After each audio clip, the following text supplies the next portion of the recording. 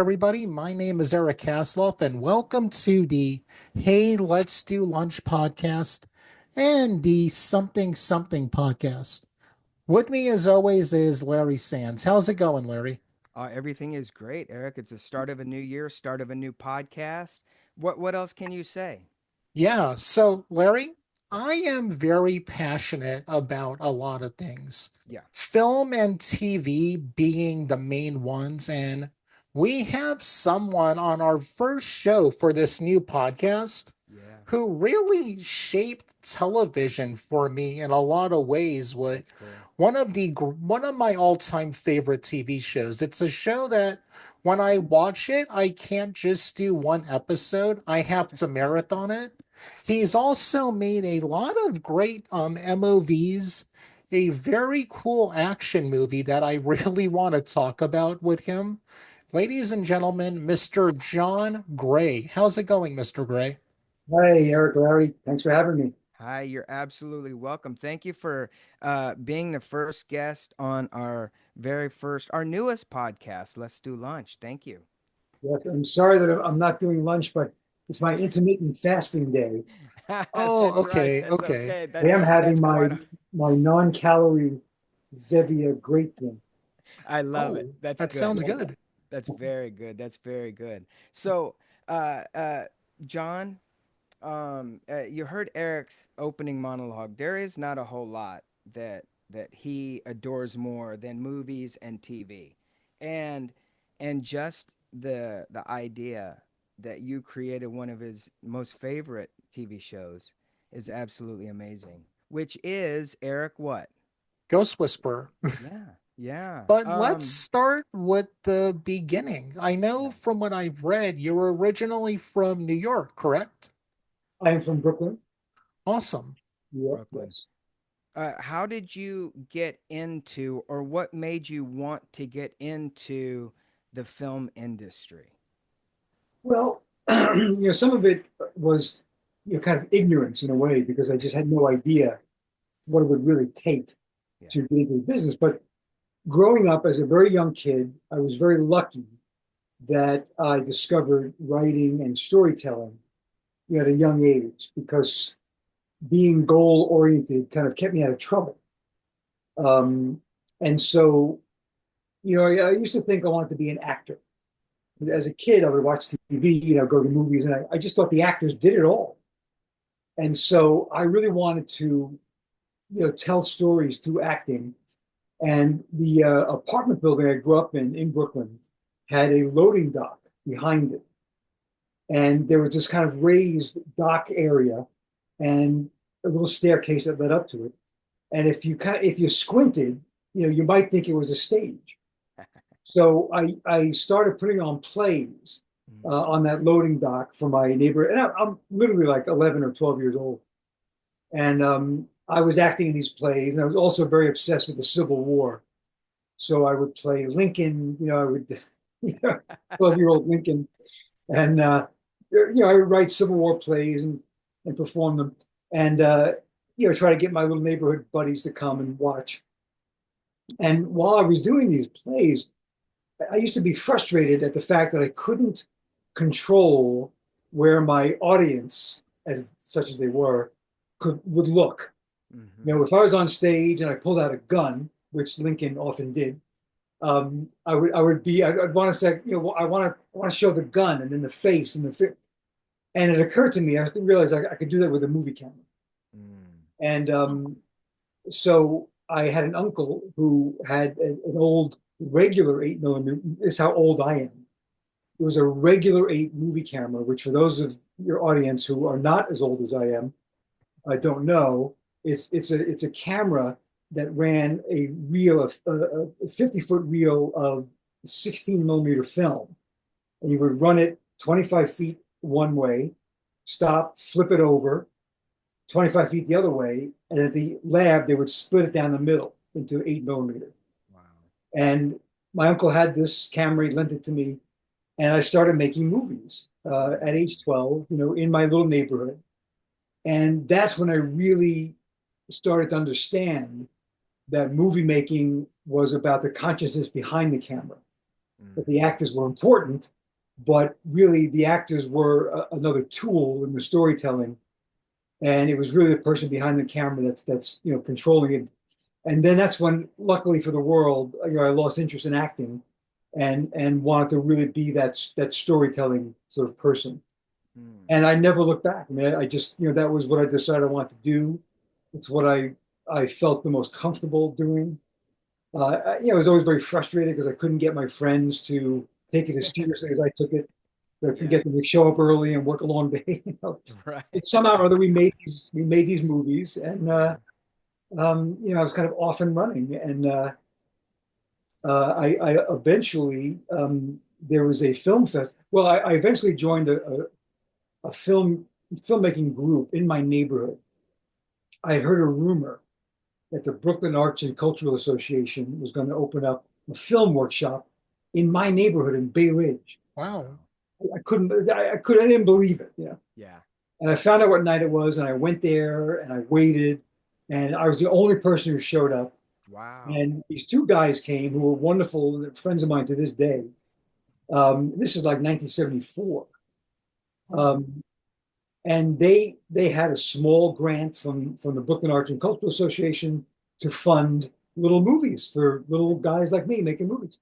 oh, And so now I could make the Super 8 films became a little more sophisticated, and then I could add sound, add a little more. They gave me a little more money for. I think they gave me a $200 budget to make Wow. a oh, Super 8 film, and I stayed with them, and I graduated to 16 millimeter through them. They gave me $500 the next year to make a 60 millimeter film. And so that's kind of how it started. Just working really hard at it, and being kind of obsessed with it. And I did everything. I mean, I literally ate, drank, and slept film. I went, and remember now that we're talking about the 70s, where you couldn't just stream something. Right. You Right. exactly. had to go to a theater and watch it, or hope it would show up on your local TV station, not too cut up that you couldn't recognize it. Yeah, Yeah. Yeah. Um, You had to make an effort. yes, yes, exactly. That's pretty amazing. One of a couple things. Obviously, would want people to listen to this and to begin to realize that no matter where they are, they have a dream. They should follow that dream and let that dream exactly. dictate where you want it to go. So one of the things that I'd like to point out is that you found at least two other people that you could count on. It sounds like, because when you're a filmmaker, when you're an actor, it's really hard to rely on people, Yeah, right? It is, and I'll say this too, that meeting those two guys who were not from Brooklyn, um, and starting to hang out with people that they introduced me to, and it really broadened my horizons, and I started to leave my neighborhood. I was still very young, but I would go to Manhattan, and they would take me to movies, and they would introduce me to other people and other arts. And so it gave me an opportunity to see the world beyond the borders of my little Brooklyn neighborhood, Mm. which because I was think enormous. being another, a fellow East Coast guy, I lived in LA for 25 years, but people don't get when you're from Brooklyn or, the Bronx, you don't really leave the area a lot. You might go eat at Cats once in a while, but your neighborhood is your home. Mm. So what it sounds like when you met your film family, as I always like to call it, the people you like to make art with, that always does expand your mind. And what better place to be than in New York City during the 70s, right when the film school brat era was really starting. And, this isn't, for everybody listening, the New York we know now. This is the Travis Bigelow New York you're talking about, the taxi driver era. Yeah. Yeah. Yes, it was there were great things about it, but it was also a dangerous time in New York. 70s and the 80s were rough, definitely rough in New York. But yeah, there was also a great beauty in it as well, and energy and passion, and a kind of a rawness that's gone now. It's, I kind of miss that. Yeah.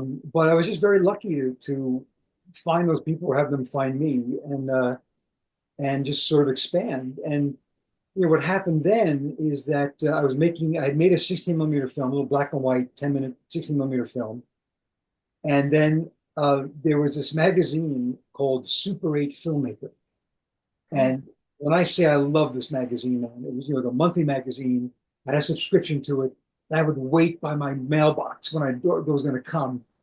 And it was just like this miracle of information and things I could learn from about movie making that I had no other access to really. And so and I would try to read it slowly so it would last for as long as possible. And in one of these magazines, there was this little bit of an ad that said the American Film Institute was seeking applications for independent filmmaker grants, and they were wow. giving out up to $10,000 to make a movie. And I read this and I thought, shit, this is like Right. right up my alley. And I thought there's no chance. I mean, how could I possibly, but I got to apply. I got to try it.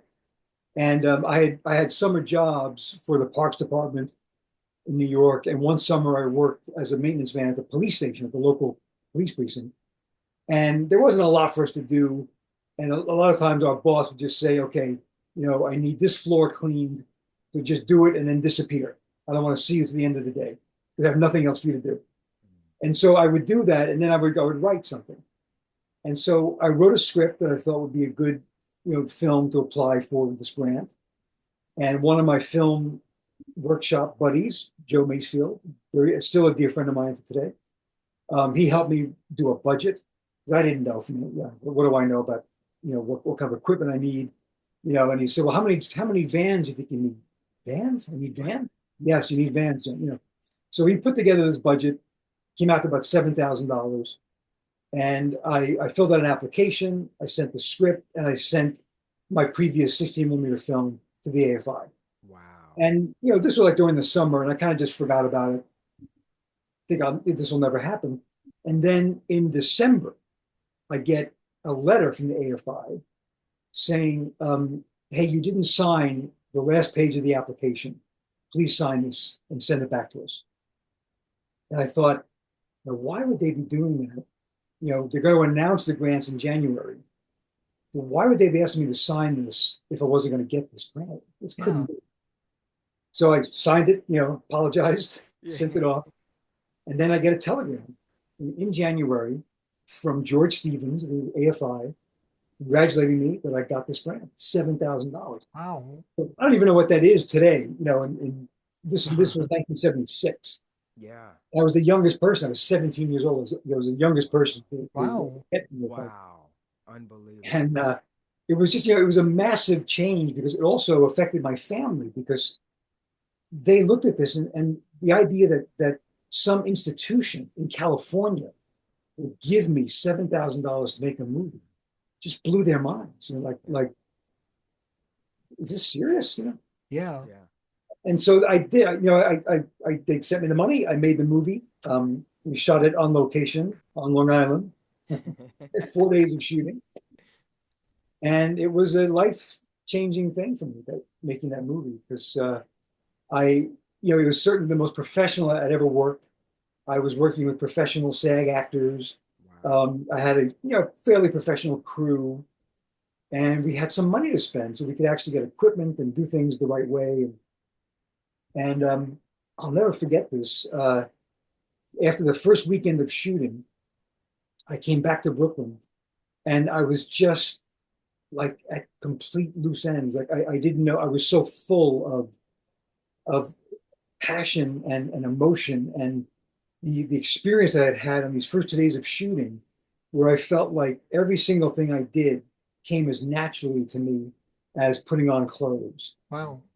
I had no problem working with the actors who were like 3 times my age. I knew exactly what I wanted to do from moment to moment. I never had a moment of like, oh shit, what do I do now? I knew exactly how to make this movie. Wow. And I got back to Brooklyn and I lived in this apartment with my mom. I couldn't even, it couldn't contain me. I had to just leave and walk around the neighborhood because I just thought, this, if I can't do this the rest of my life, I'm going to go mad. I've Wow. got to have this. And, I'm a senior in high school, and so, we finished that film and I remember the editing of it. I rented a cutting room on 46th Street, right off Broadway. This is 1976 again. It's the summer of the Democratic convention in New York. And again, I'll just never forget. And in order to finish the film in time, I basically moved into this cutting room. I just took a sleeping bag and I fucking moved into this room and like Oh, here I am until I finished the movie. I had 4 weeks. It's all I could afford. So Wow. sometimes at night, I would go to the deli. And these are the days you could drink at 18. I'd buy a beer and I'd go up and sit in Times Square and just watch this circus happening. oh, Steamy, hot, August night, whatever it was, July, August, watching all these, politicians in town. It was so heady and incredible. And again, just this thing of like, this is how I'm spending my life or I die. I got to do this. And those are really the kind of the germination of how it kind of started. And I think that I was lucky in the sense that I talked about ignorance before. If I had known then, or like if I'd known, when I was 13, it would be 10 years of starving and not, knowing where you're going to eat next. So Right. maybe I wouldn't have stuck with it. I don't know. But I always believe tomorrow's the day. I'm going to get that call from Hollywood tomorrow. Yeah. yeah. And that's what kind of carried me through until I Yeah. did get that call. Yeah. Yeah. And what Go was ahead. that call? Well, the intermediate thing that happened was that I had I had heard about this company in New York that were doing these TV shows called the ABC Afternoon Special. Mm. And they were hour-long shows that were aimed at young people. And it was basically, some sort of like a contemporary problem that, I used to watch those all the time as a yeah, kid. It was one of my things. Yeah. yeah.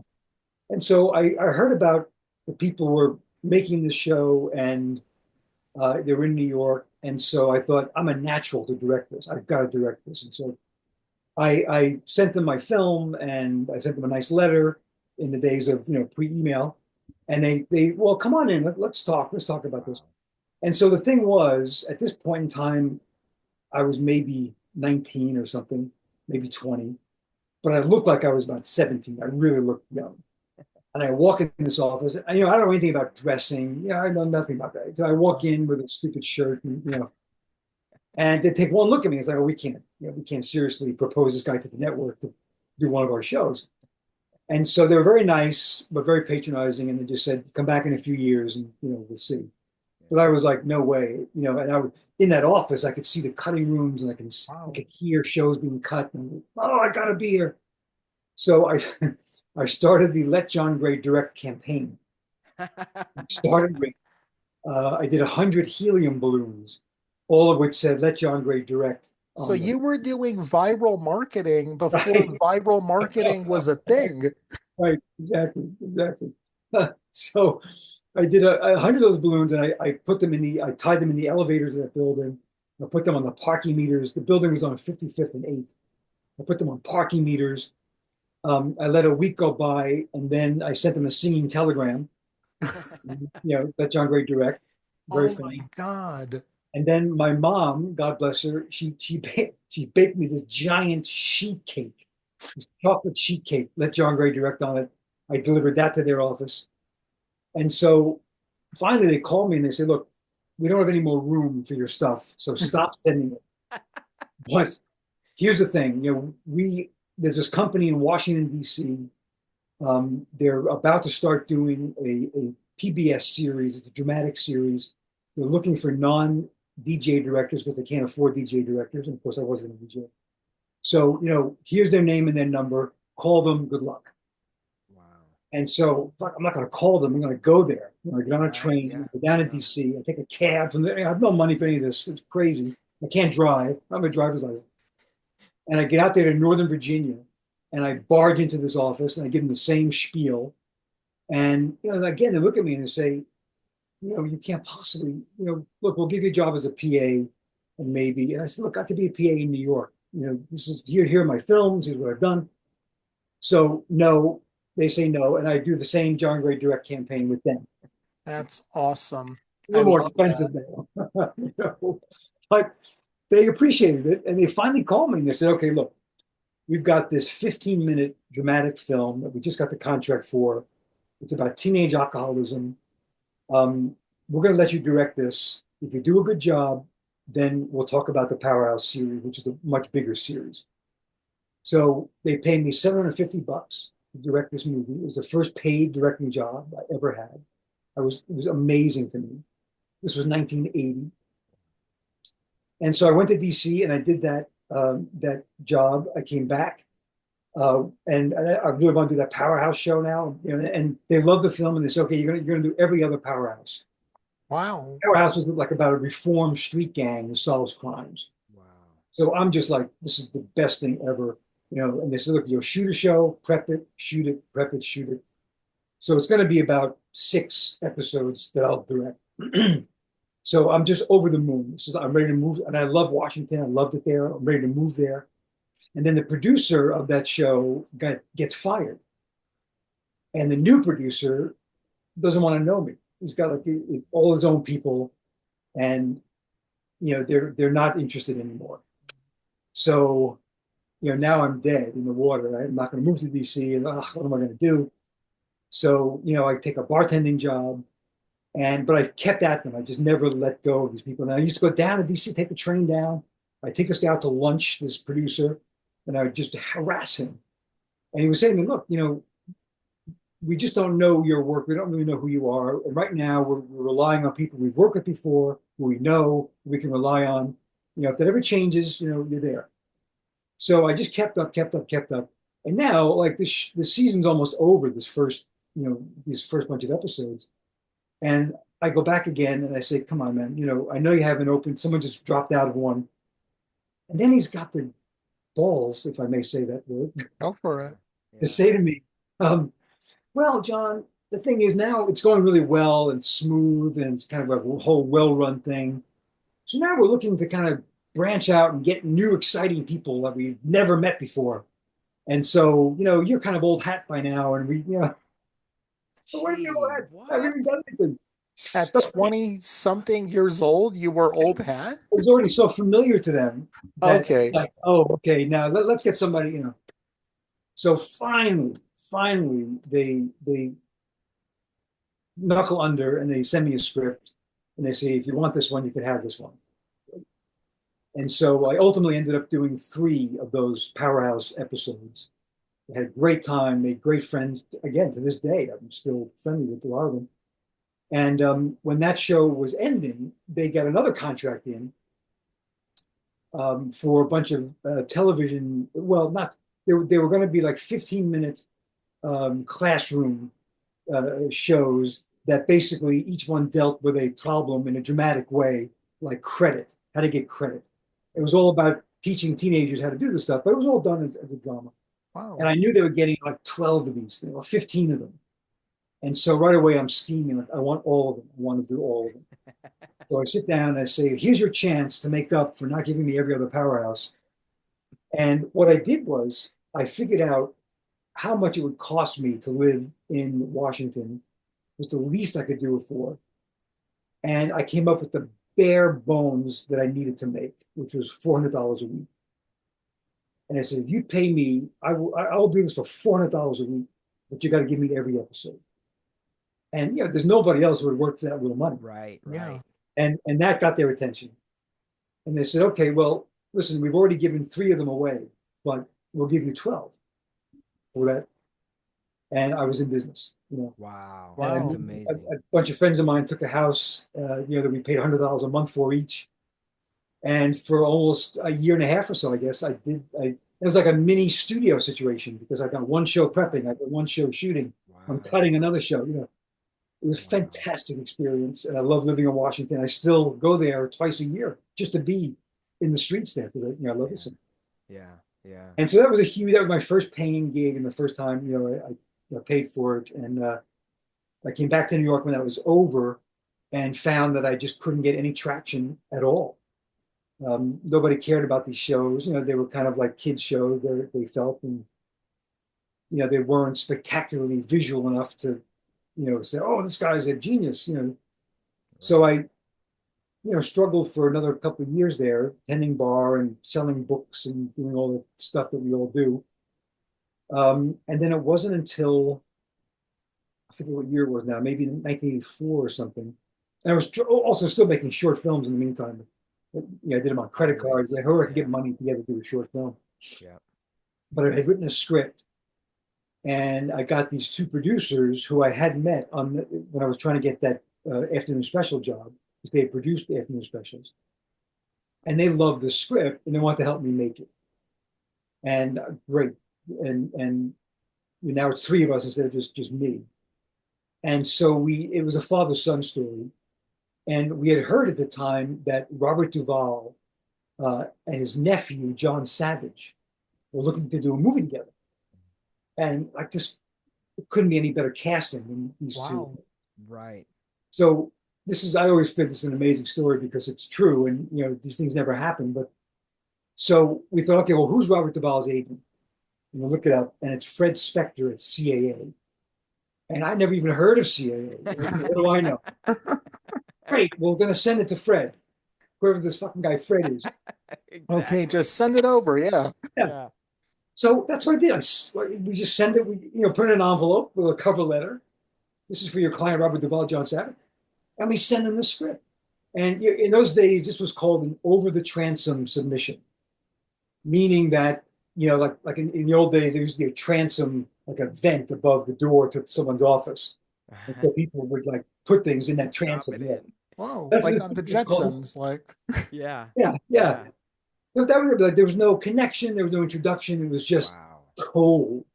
Wow. And so I'm not kidding. Like a week later, I get a call, and by the time I'm making a living at this point by giving out tickets to CBS TV shows that are testing. They're looking for test audiences. Mm-hmm. So Mm-hmm. we were recruiters. And so our job was to get as many people as possible off the streets into the screening room to give their opinion of the show. Yeah. And there was a phone booth, remember those days, Oh yeah. on 53rd and 5th, where my corner was. And that was my office. I gave that number out as my number. Yes. Yes. So that phone rings one day. I pick it up. And this guy says, I'm Fred Spector's assistant. We're calling about your script that you sent us. And Fred would like to talk to you. Oh my God. Oh my God. But Fred gets on the line, and he has no idea he's talking to this young punk on yeah. 53rd and 5th on a phone booth. And he goes, "Look, we like your script very much, and we want to send it to Bobby." And I'm like, Bobby, "Bobby, not Robert. Bobby. Bobby." I'm sorry, Bobby Duvall. Oh, of course, Bobby. Right. Right. And he says, "And in the meantime, who are you, and who's your agent? You represented?" Oh. No, no, not. Okay, well, we want to represent you. He says, "I'm coming Wow. to New York next week, and we want to have lunch. And I think you're a terrific writer, and we want you, And again, like I still don't even grasp who Fred Spector is or who CA is. Oh Yeah, my God. So that blissful ignorance sort of a thing, right? Because exactly, if you had known how Oh. impossible this was, Right. we wouldn't be sitting Oh here my having God. this conversation, I Wow. think. so I go and I the next week Fred comes to town, and he didn't come to see me. He was coming because he was coming. Right. But we had lunch together, and you got to understand too, like I don't have any table manners. Like I don't know anything. I'm just a schmuck from Brooklyn. I know how to eat pizza with my hands. That's about it. So I'm so out of my league going to this fancy restaurant Fred's taking me to. And I got my bad clothes, and but he was very nice to me, and he was very intimidating character. He had his ponytail, and he was just like perfect, Wow. chiseled, and he said to me that they want to sign me as a writer, and this is one of the best scripts I've read in the whole year. And I said, well, listen, I'm so flattered. I said, but I'm really a director. And he said, of course you are. Let's start as a writer, and let's see what happens.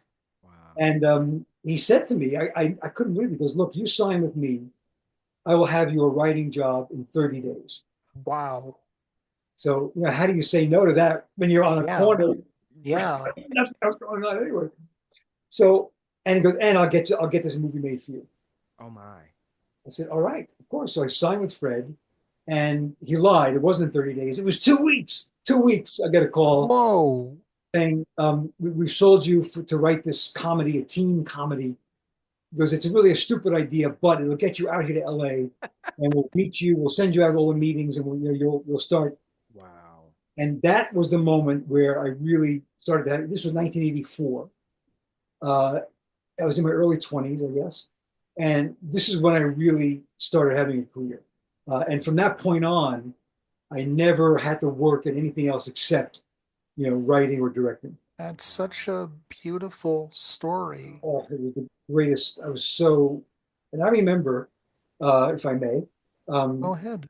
I go to LA. I still can't drive, and I'm staying with a friend of mine in Westwood, and he's nice enough to drop me off in Century City in front of the CAA building. My first Wow. meeting, Wow. like 15 minutes early, and I'm sitting outside, and I'm scared to death. I'm just thinking, I don't know. I'm looking at this giant building, and it's like they're going to find out that I don't know anything, and this is all a mistake. I should just go now. Just.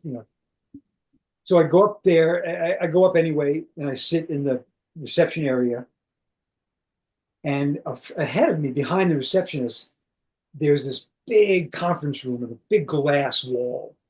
And there's all these guys, all these agents, and they're all kind of huddled around this one particular guy, like listening. And so I'm just kind of sitting there. I'm not really paying attention, and I'm nervous, and my heart's beating. And I take a second look, and it's Kirk Douglas Holy sitting cow. around, and Kirk is pissed. He's sitting there. Like, I don't know what he's saying, but I know that, and I'm so intimidated now that I am sitting here like one pane of glass away from Kirk Douglas. And I just think I'm going to get up, I'm going to go to that elevator and just forget I ever came. This is not for me. I'm just a schmuck, And I was literally about to do it when Fred Spector's assistant came out. You're the nicest guy in the world. And it made me feel so. And he's like maybe a year younger than me, or maybe a year older than me. And we sit and we talk, and he makes me feel comfortable. He sees I'm nervous. He goes, "Look, I just have a couple of questions for you. We have to ask, for our new clients. Who's your lawyer? No, don't have a lawyer. Okay, okay. How about publicist? Nope, nope. Okay, how about accountant? No, no. Nope. H&R Block? No. And he goes, well, because we're really starting from scratch here, aren't we? I said, yes, yes, we are. And by the way, that assistant to Fred Spector was Richard Lovett, who was now the head of CAA. Wow. What? Wait, Well, yeah. John, Yeah. wait, what? Yeah. This is crazy. This what you're putting together. And I feel my heart is kind of pounding. Look, everybody that is has been in the business or starting out, maybe they don't understand it. But anybody that's been in the business and trying to do and pursue is just like this is absolutely amazing. John, I'm nervous just listening to you talk about this. Exactly. Yeah. How It was I great. can't. I have to say that, I wrote this little teen comedy. It was called Westwood Village. Never got made. Um, but I did meet everybody in Hollywood. He would just send me out to all these meetings. And development people and producers. And it was, there's nothing, as I've learned later, there's nothing like being the new person in Hollywood. Everybody wants to meet you, and Yeah. you have no track record, so you have no failure. Right. Um, and it's just great. And it got to a point where after a couple of months, and Richard, we became such very good friends. And I still had very little money, um, so he would make sure I got invited to screenings and parties where I could eat and go to see free movies and stuff. And it got to a point where I would go to a screening and I would know half the people there. Wow. Hey, Wow. it was just very, very heady, wonderful time. And Yeah. we finally, it took another 2 or 3 years, but Robert Duvall passed on that film, that script, but they got it to Carl Malden and a young Wow. actor named Lenny Von Dolen, and we got half the financing from American Playhouse. And so we ended up making the movie for $1.5 million in Wow. Boston. And that was my first feature film. We Wow. made that in Oh, 1985. I Wow. And let's say Carl Malden, he's not some lightweight. I mean, exactly. Well, at that time, this is Actor Studio, Ilya right, Kazan. right. I mean, Yeah. he's a Yeah. heavyweight actor, Yeah. I mean, oh man, John. So, and I know we only have maybe a couple more minutes with you, but um, take us up to you being able to. What's it like going in and pitching Ghost? How did Ghost Whisperer come about, and what was that like for you? well, so cut to many, many years later, Yeah. I've now made, a couple of features, but I really found a great niche in the world of making movies for TV.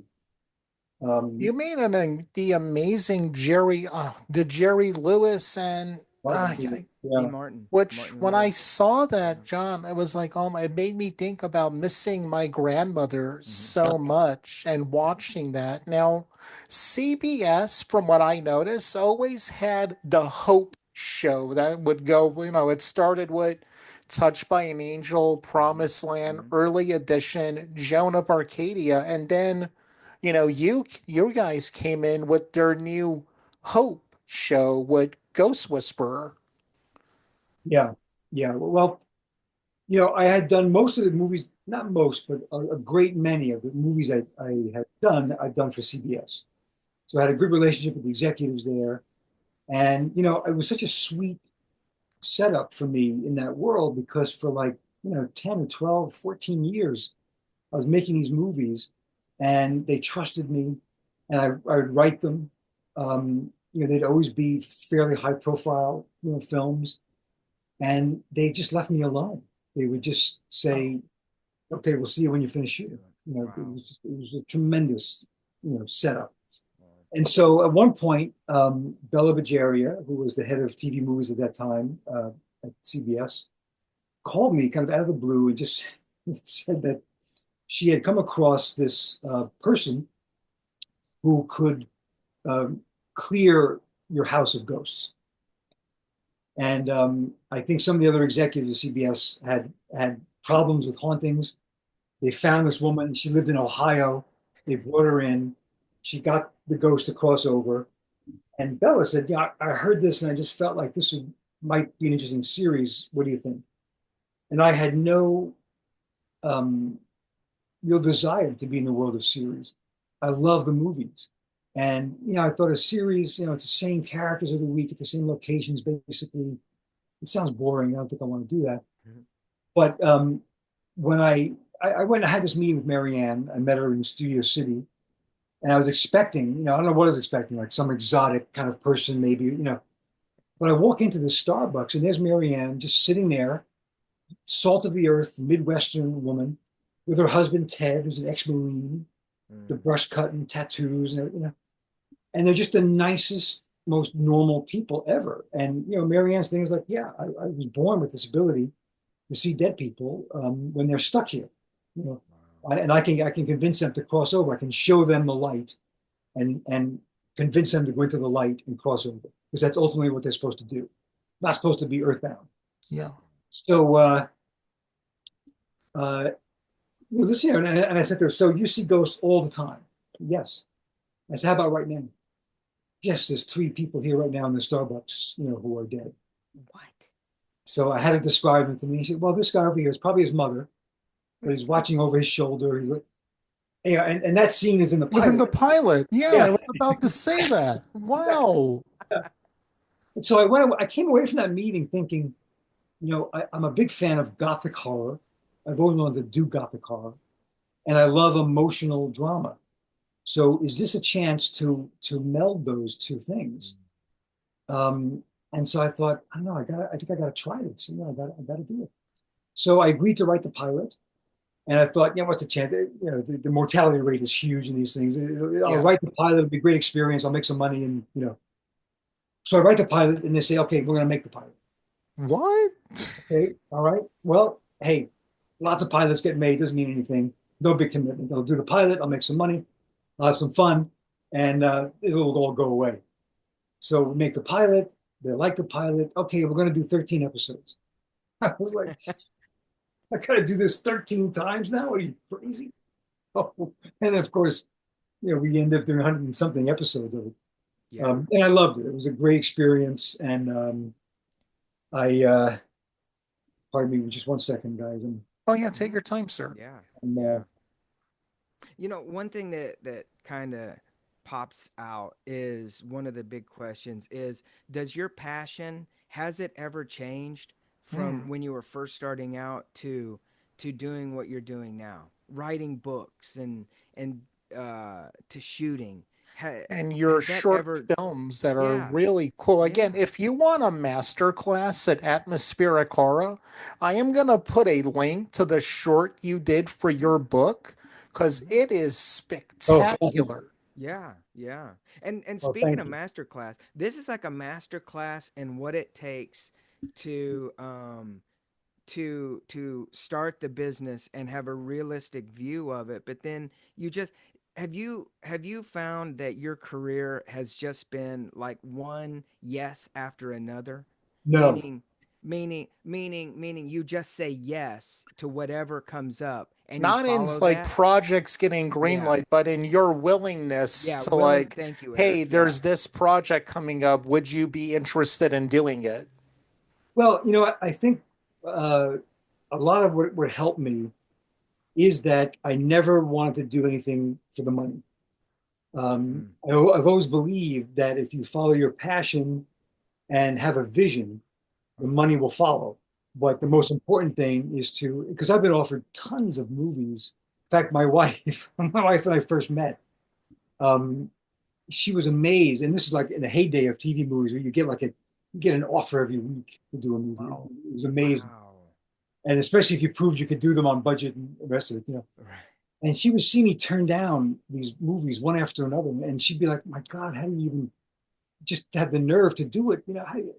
I always said, you can't say yes to everything. I only can Mm, do things that I would feel an emotional attachment to, particularly if I'm going to write it. So, wow. if I don't feel some emotional thing with it, I'm going to fail when I want to do that. I want to make something good. Mm. Um, and like a perfect example is I was asked to do a movie about the first submarine used in combat in the Civil Oh, War called the Hunley. And it was Ted Turner's favorite project. And Mm. it was for TNT back when they did historical movies. And I'd already done a movie about the Lincoln assassination for TNT. So I didn't really want to do another Civil War movie immediately after that, as much as I love the Civil War. And it was very, very sweet to go back and do a Lincoln movie after the origins of your my career. theatrical Full career. circle. Right, right. But what I felt, I looked at the material and, what about this is not just a war movie? And and at the time I was going through a very, very difficult breakup, very kind of heartbreaking sort of thing. And so I kind of projected that onto this character. And I thought, so what if this character just lost someone he loved, who died? And he's got now this self-destructive thing. And this person maybe had drowned. And so now he sees the idea of going in a submarine, doing this incredibly dangerous mission as almost a suicidal kind of thing. And that ultimately might reunite him with this lost love. And that was never really spoken in the movie. I never really said that. I certainly didn't say to TNT. They would have tossed me right out. Yeah. But that's the subtext that I applied to the film. That was my way in. Wow. Okay, now I understand the emotion of the story, and now I know how to do it. So, and that's what I would try to apply to everything. Martin Lewis. That's really about my relationship with my brother. Wow. Um, Mm. and so all these, all those things, you've got to find something that you believe in, not just do it because hey, it's a lot of money or it's a big career move. Yeah. Um, It, you it's know, it's it, it's interesting to hear you say that because and they say that truth is stranger than fiction, but honestly, when you put that type of emotional effort that belongs to you, right? That really belongs to everybody, whether you're a writer, a direct, and maybe let me ask you this: being a director, also do you take that emotional value as a director and use that same care talking to your actors and the crew and getting everybody kind of like in the moment to film this movie or short? Absolutely. I mean, to me, writing and directing are really one thing. Mm, And it's why like I've never not directed something I've written. Mm. mm. I've directed things that I haven't written, but I've never written something I didn't direct. Um, Wow. because I just have to, I just have to follow it through. I can't Yeah. Yeah. do that, and it has to do with that emotional, I mean, I want to say vision sounds pretentious, but I see it a certain way, and um, a producer once said to me, and they were angling to get a big name director to do the script that I'd written, and I wasn't having it, and he was very arrogant with me, and he said, because are you saying to me that you're the only director who could do a great job with this material? And I said, no, I'm not saying that at all. I'm just saying that nobody, you can get anybody else to direct this, and some might do it better than me, but no one will do it the same as I will. Mm. And Mm. that's what you're buying when you're buying my script. Wow. Ooh. And that's how I feel. I mean, about, so I've always said no anytime someone wanted to buy a script without me attached. Wow. And It's and and and not to sound over like not for this to come out, what was that like for you? And because I think when you get to a certain point, I think you get that luxury, I think, to be able to say yes or no. But as you were just starting out, it sounded like you had the balls and the chutzpah to say, look, and honestly, I mean, let's look at it because you did all this, you did the viral marketing, you did everything Yeah. yourself. And I think in doing that gives you a sense of pride and a sense of accomplishment and a sense of knowing who you are in your own right. Do you think all that has helped you with with working, because I think we all hear enough stories from Hollywood is like, like all these, attitudes and stuff that you have to deal with, all the different personalities. But when you are able to look at a producer in the eye sitting across and just like he challenged you and you kind of in a way like challenge him back and go, no, I'm not going to do that. What was the outcome and what is that like? Because it's okay to say no to things, right? It's okay to believe in yourself. it's really empowering. Um, without you know being arrogant about it. It's just like, Yeah. I'm sorry, that just doesn't work for me. It's just for instance, on Ghost Whisperer, I directed many episodes, and at one point, the CBS executive said, "So John, I hate to tell you this, but we don't allow our showrunners to direct episodes. It's too distracting, and we just don't do it." And I said, "Well, I'm sorry, that's a non-starter for me. Wow. If you want me to Wow. show run, I got to direct." And I just never heard anything about that again. We just did. Wow. And it was hard. It was definitely hard to show run and direct. But I wasn't going to have a desk job. I wasn't going to just sit there and write and Yeah. You know, don't come off as a type of person who's not boots on the ground when Right. it comes to your projects. yeah, I want to, and as a little aside, but on that same kind of thing, I was very lucky in that all the films I've done, I've been on them from the writing, the prepping, the shooting, and the post. So I've done every Wow. possible, and I do the loop group, I do the looping, I do the composer I'm with the composer on the stage. I do the mixing, I do the color correction. There's no step that I'm not, overseeing. And to me, that's the entire. That's what it is. That's what being a filmmaker is. Yeah. And I was always surprised in later years where I meet these directors who would just come in and like, okay, I'm doing a week of prep. I'm going to shoot this, and then I'm gone. Let me know when it airs. And, Wow. I mean, that's kind of how it is for an episodic director, unfortunately. Right. But I was very fortunate to have that experience all those years, and I really feel now for young filmmakers because that's kind of gone, at least in television. There are no more movies for TV, really. MOWs only exist on Hallmark, and God Right. bless them. They do 52 movies a year. Yeah, Yeah. right.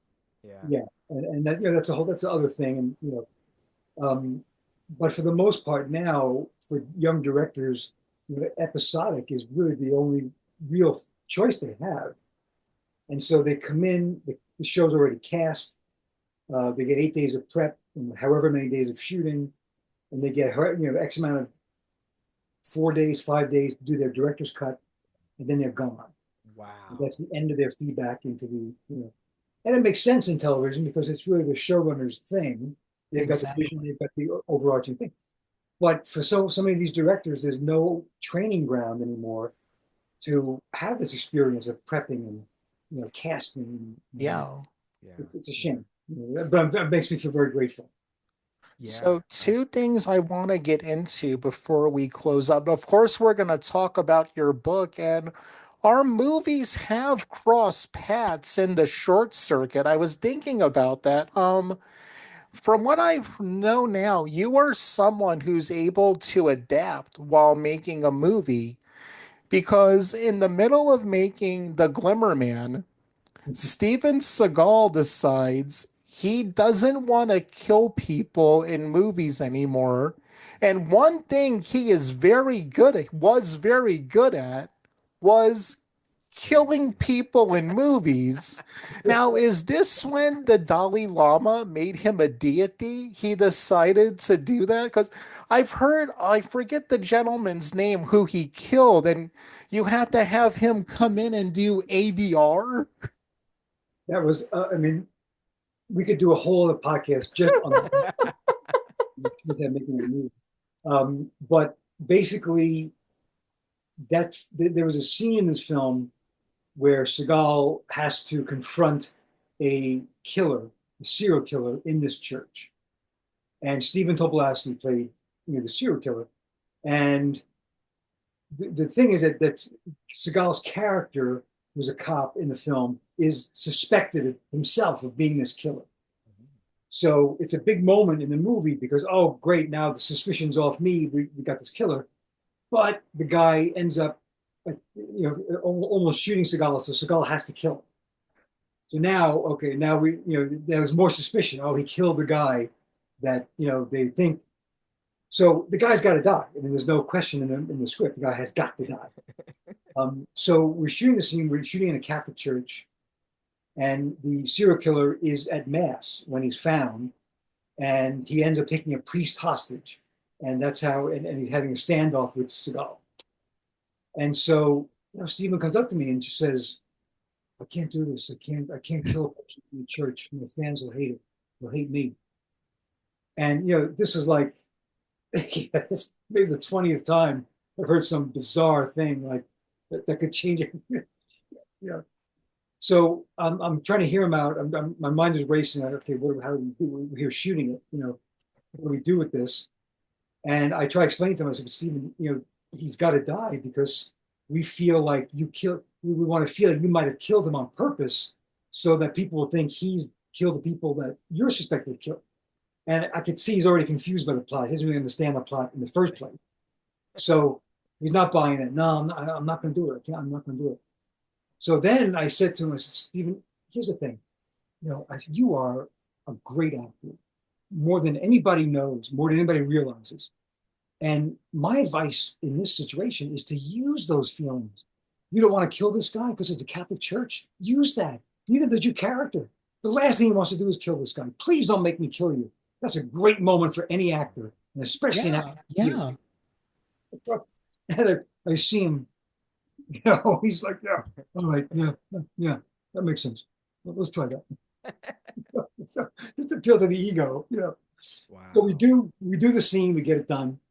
Um, but then we're cutting, and out of the blue, the call comes again. No, no, we can't. I can't kill the guy. He's got to be alive when I leave that church.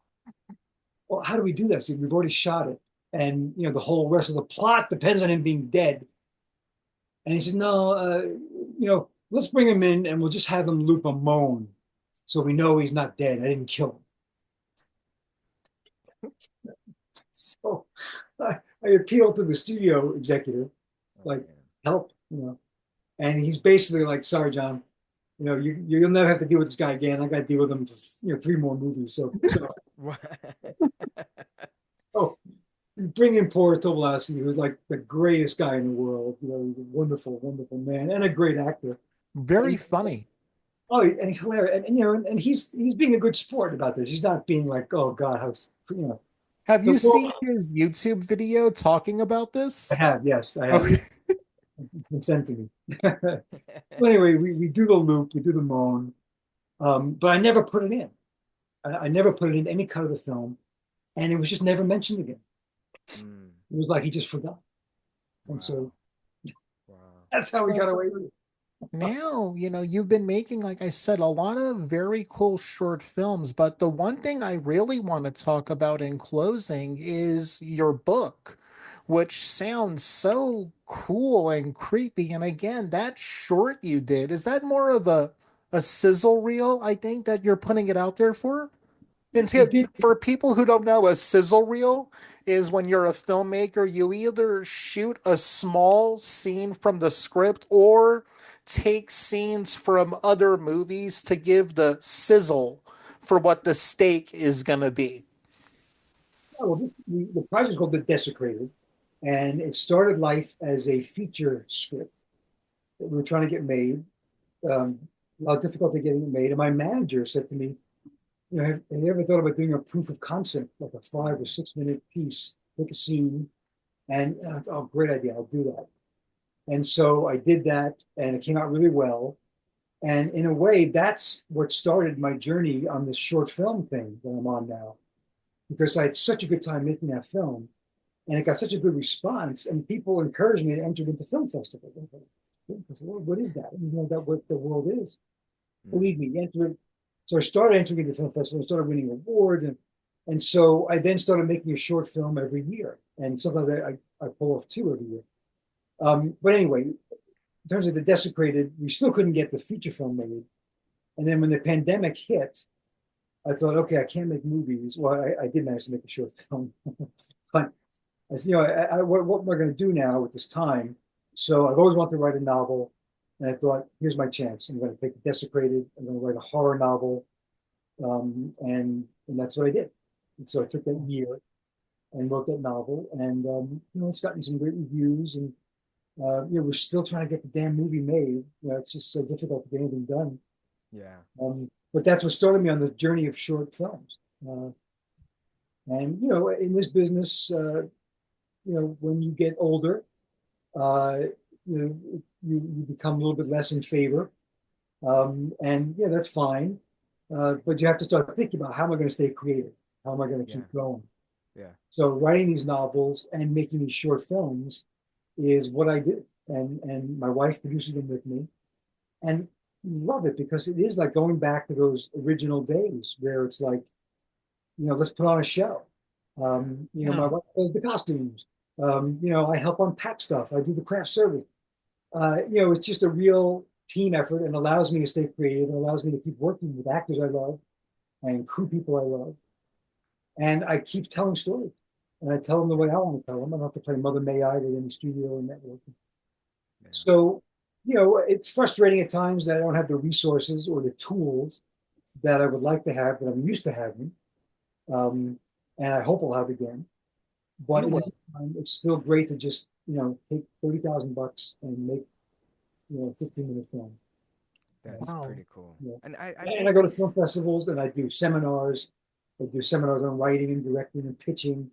And I meet other filmmakers. I love talking to young filmmakers and watching their work. It's opened up a whole great world for my wife and I, who's a very talented writer herself and producer. a couple things.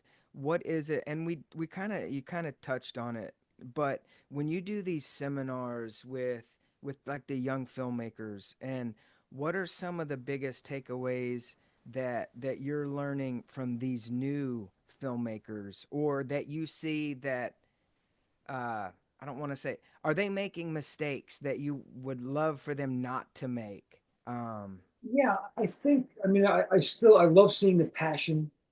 Um, I always, I mean, to this day, you know, when I first show up on a set, whether it's a short film or a big movie, um, I had the same level of excitement and gratitude.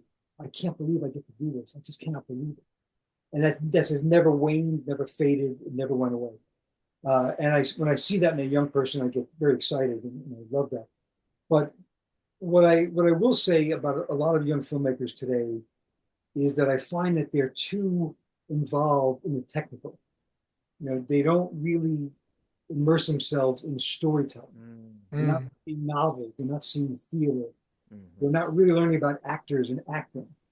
And so there's kind of a generation of filmmakers who don't really know how to talk to actors, Right. and the actors don't have a good response to that. And so the actors have to direct themselves, and it becomes a very toxic and it's just not a really good environment. And so in these seminars, I try to demystify the directing process. I try to demystify the acting process so they won't be as intimidated by what do I do, because they're really, I don't even know if film schools are really dealing with this kind of thing. So I love to sit down with a class and just say, look, this is what the actor is going through. This is what the actor expects, what the actor might need, and here's how you can fulfill that. And you're not enemies. You've got to work together. Yeah. And so that's the thing I think is the most. I made a feature film some years ago, and we took it on a tour of colleges, film schools, and all the questions I got afterwards dealt with technical stuff. What Mm. lens was that? How'd you do that? Was that a visual effect? Nobody cared about the structure or the arc of the characters or it was a little disheartening because it's like, you know, all those technical things, not that those require talent, it certainly does, but you have to surround yourself with really good technical people and you'll get all that stuff. Yeah. But storytelling, that's something that you got to know how to do. And it's ephemeral. It's not that easy. And I feel like a lot of people skip over that part because they're just so in love with the explosions and the CGI and the monsters and Yeah. the Mm. storytelling is kind of left behind. Mm. Can you tell when you And wrapping watch? up, I think pretty much Yes, like yes, yes. Would you? Can you? Man, there's so many things because John, you have been where we all want to be, and you exactly. are where we all want to be, and there's so many questions. But when you watch movies today, and I absolutely agree with you about the emotional content. And I don't know how you guys feel about this, but it's okay. I think there's too many YouTube directors now who are worried Yeah. about the lighting, who are worried about what camera you use It's and all this content, other not stuff. film. Yeah, Right. And let's not forget that all this technical stuff, John, is like you said, it wouldn't be there if it wasn't for the facilitation of the director to the actors and the actors back to the director and to the truth of the written the written word. yeah, And when you watch something, can you tell? Can you just not watching the Marvel movies, but some of this stuff on stream, that's a whole different animal, streaming and all that. yeah. But when you watch things nowadays, I mean, can you tell the difference between then before streaming, really 90s, early 2000s to now? Can you tell? I don't know if it's necessarily about the dates, as much as you can sort of see what I feel in modern cinema today, with some exceptions, of course, but a lot of times the writers working today, their frame of reference are other movies, Mm, um, instead of like actual life. And Wow. so oftentimes within 5 minutes of a film, you just hear the way a character speaks or behaves. And it's like, oh, my 20-year-old, and I'll say to my wife, she'll laugh. Um, and not to castigate 20-year-olds, but, like you look back in the 40s and 50s and the filmmakers who came to Hollywood, often they had full lives in other professions. right. I mean, even John Huston, who came from Hollywood royalty, he was a boxer. He was a reporter. He was homeless. This Mm, guy had an incredible reservoir of experience to draw on and have witnessed. And today, so often, people are not really experiencing life, they're just experiencing movies or entertainment anyway. mm, And that's their frame of reference. And so the behavior you see on screen feels false because it's behavior you've seen a million times in other movies. It's not mm. behavior you see when you're out on the street. Yeah, That's real. yeah. Let me ask you the same question for actors. When you, because I think, and maybe I may be Yes, guys, let wrong. me ask you this. Can you hold that thought just 1 second? Can I Yeah, step away for just a minute? Oh yeah, absolutely. yeah, Yes, yeah. Okay. yes, Talk among yes. yourselves. Oh Absolutely, yeah, we'll absolutely. edit this out. Uh, no, no, Eric, this is amazing because with John Gray, we absolutely have a question and really a master class in what it's like to start out. And this was I mean, this was back in the 70s, right? Exactly. Well, And he invented viral marketing is yeah, what I learned yeah, today. yeah. And to have the history, and I think that's, I think that's the big part of it. We as filmmakers have to have a history, and it's Exactly. okay to not have the best history. It's okay to be where you are and to feel something and bring that something to the word. If you're a writer and you're listening to this, and it would behoove you to feel and write what you feel. Don't, Exactly. and it's, is it kind of like therapy, Eric? You're a writer. Is it Yeah, like therapy? for me it is a lot of times. Yes. And with that, and Eric, I know you, and we talk a lot about obviously work and stuff, and not so much the creative stuff anymore, but the things that I read from you, you can feel it, I think, Thank is you, what I'm Larry. trying to say. And I think I feel it because you write it in. And Thank you. without, I don't know if you know that you do that. And Well, even with Hillsborough Road, being a dead teenager movie, I tried to have the Amblin moments right, with the right, younger cast members, right. the feel good kids on an adventure. And then, Yeah, yeah, yeah. teenagers are still getting killed because that's one of the few things I'm good at. Right, In right. movies, not in real life. Right, right. And John, now that you're back, let us Thank you. know. I'm sorry. Yes, absolutely. I just pushed something a little further because I'm having too much fun to stop. Oh, Oh, wow. that's Thank you great. so Look, much. John, the floor is yours. Obviously, we are. I like to think of myself, and I think Eric is too. We're young and hungry.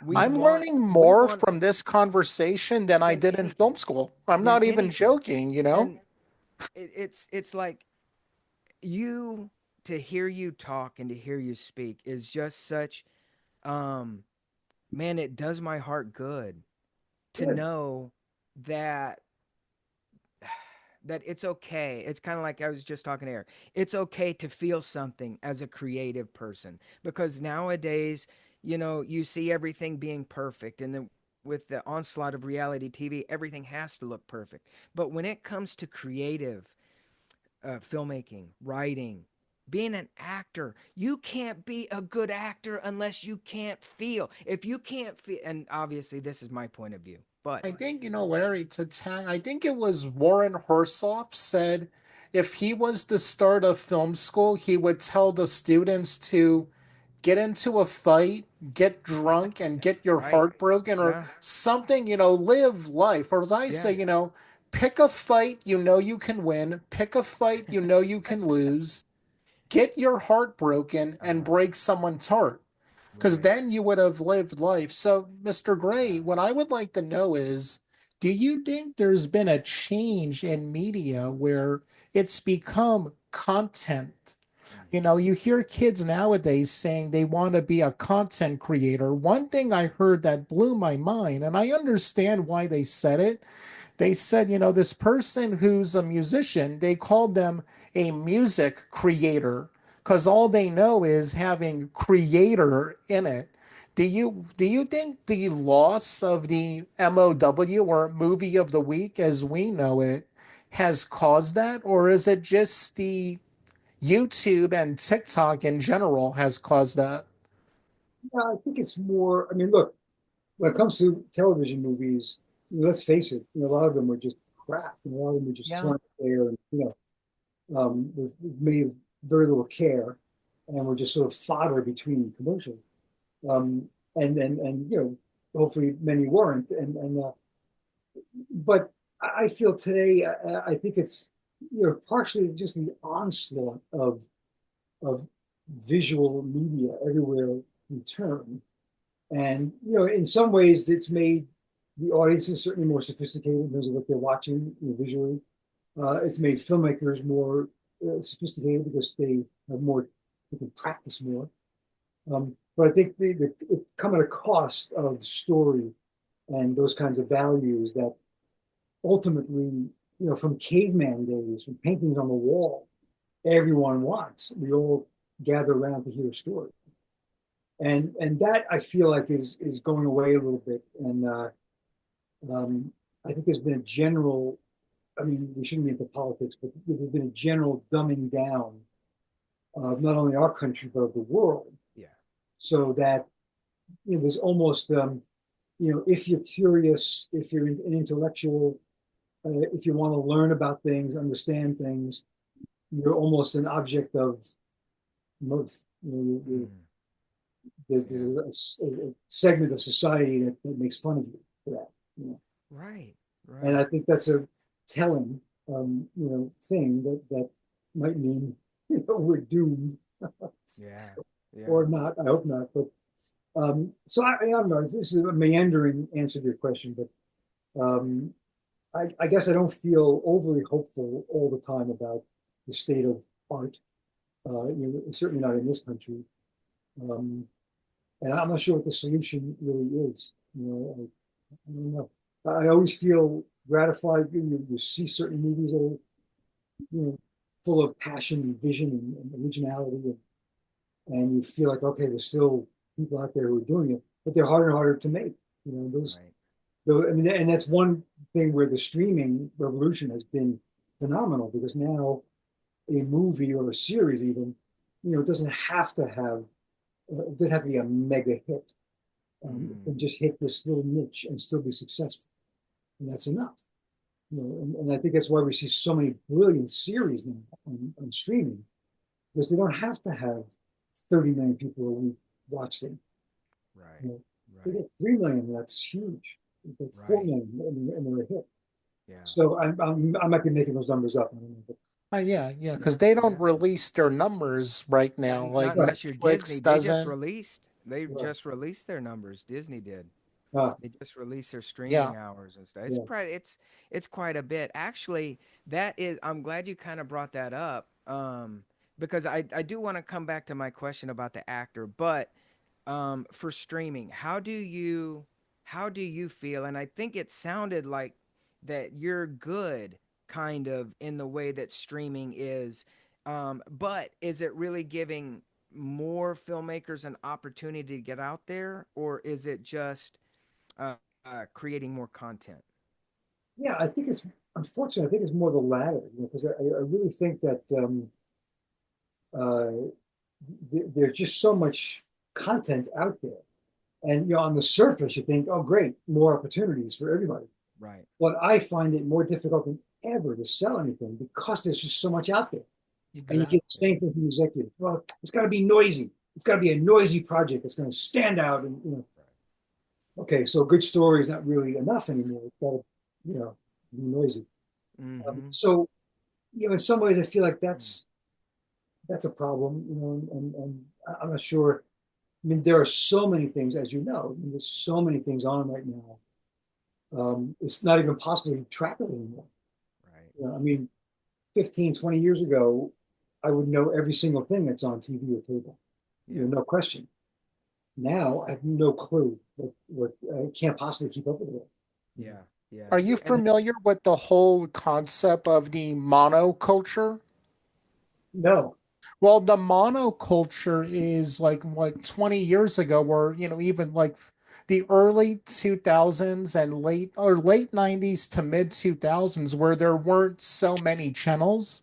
It's like, Mm, let's say all of us are having lunch and Jennifer Anderson would have walked in, but none of us were watching Friends. We Mm, would know, oh, that's Jennifer Anderson right. from Friends. Her and Ross just broke up, but we only know the show through cultural osmosis.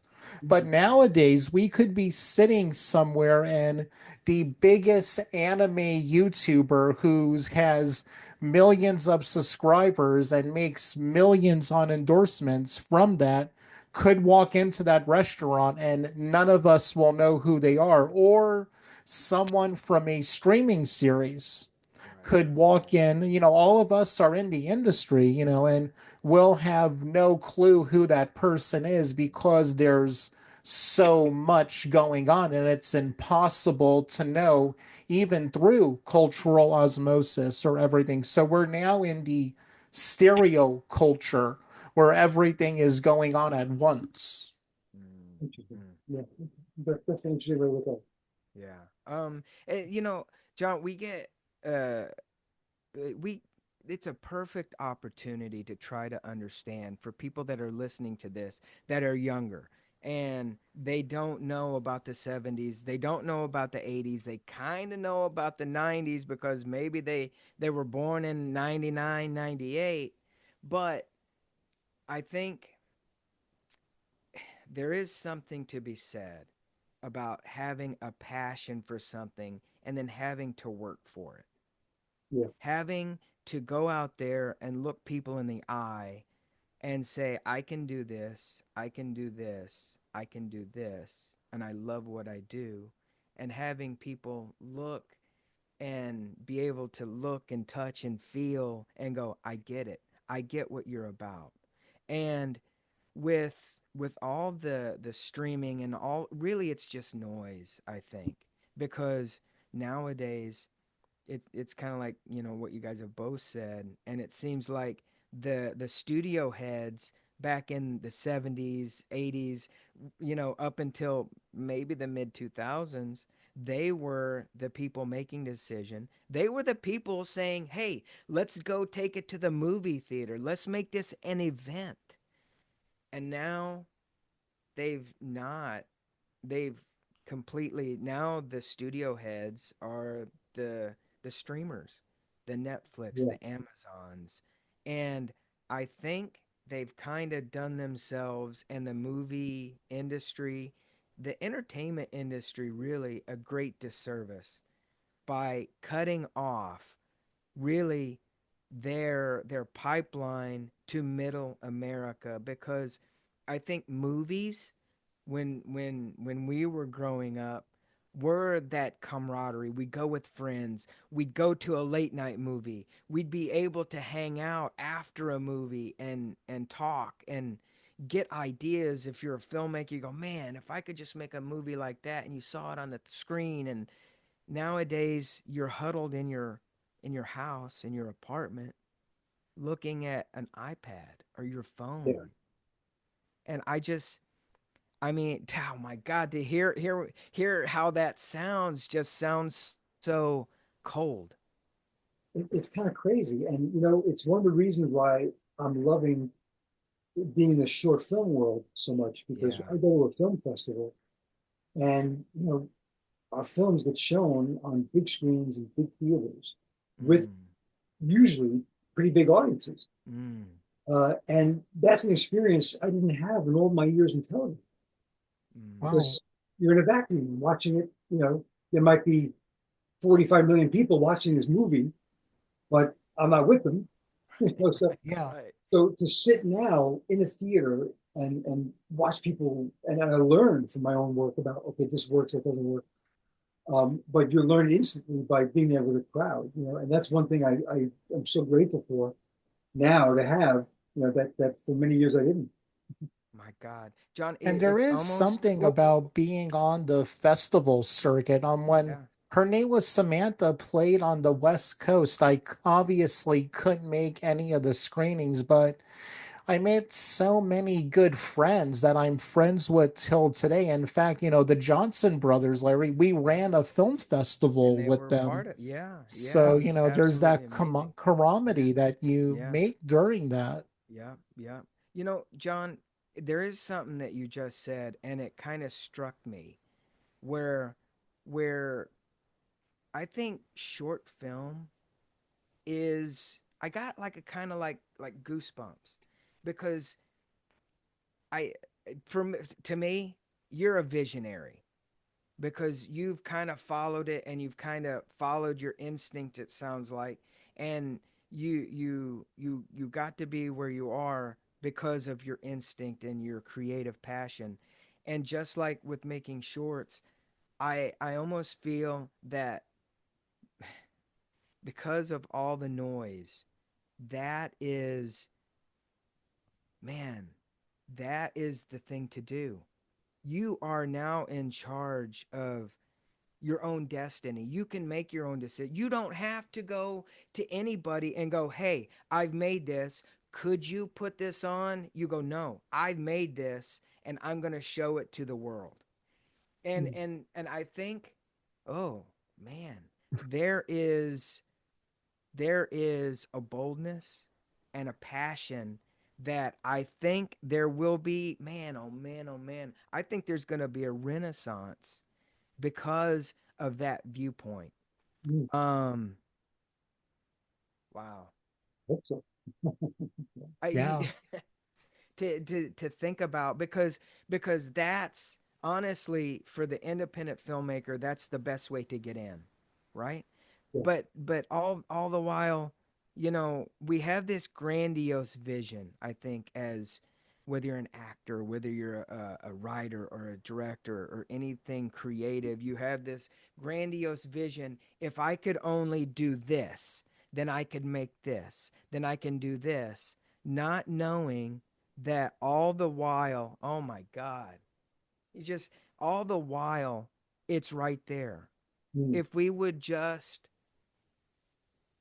maybe stop and literally, how they say, smell the roses, but really stop and realize that, much like you, John, if you have three or four people that you can actually literally count on to be there and to be like, hey, I'm gonna go do this. They're like, okay, when and where? Let's go.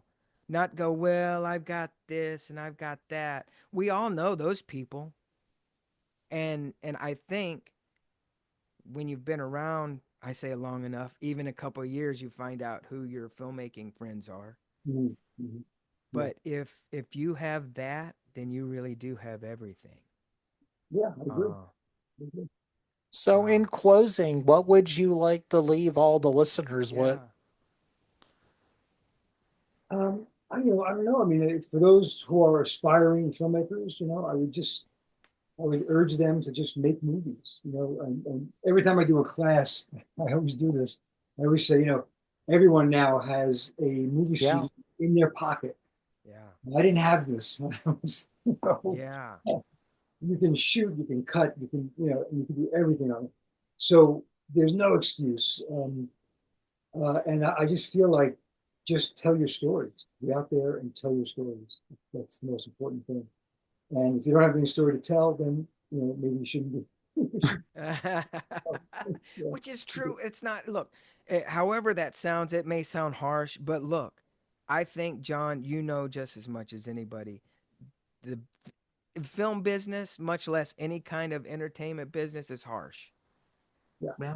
One day, they're your buddies. Next day, they're like, hey, look, I'm sorry. I got to do this.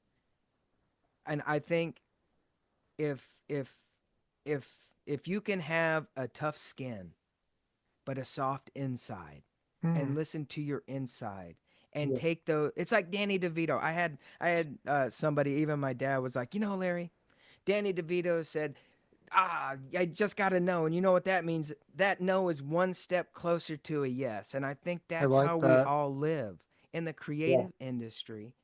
We all live like that. yeah. Um, Good. and John, I just you blow my mind because this Yeah, opportunity to take and to talk to you, who is a veteran, and you're still in the the entertainment. You're still in the game, as they say, right? It's. I wish I was closer. I would be in one of your short films for. Dude, I would. I would do it. I would do it. Yeah. I would do it. It's just it's been such a pleasure. And if you don't yeah, mind, we would love to put like all your links up in the description for your classes, anything. Please send them to us and we'll add yeah, them because definitely. you you you are you are the you are the creative, the filmmaker that knows the history of cinema. And obviously because I think in order to have the and I just talk. I could just go on. I could just go on. And And I just just want to point out, with being the first episode of our new this podcast, you have is set the bar way pretty high. high for Way everyone high. else who's going to be Way coming high. on. And Way I high. just want to really thank you from the bottom of my heart. I got to talk a little personally. When I got the email response to you, I didn't believe it at first. Like, wait, wait, wait. He really? He took the time out, the email. This can't be real. No, no. This is an auto response. No. And I was like, no, nope. He really responded, Eric. This is Wow. actually happening. And you have been so generous Yeah. to give us the most important thing and our listeners your Yes. time and your experience. And from the Thank you. bottom of my heart, and I think I speak for Larry too, I just want to say thank you for having lunch with us. Yes, even though I didn't eat. I'm eating on the inside. That's right. That's right. That's right. Thank you, Oh, John. Thank you thank very you so much. much, John. Thanks for having me.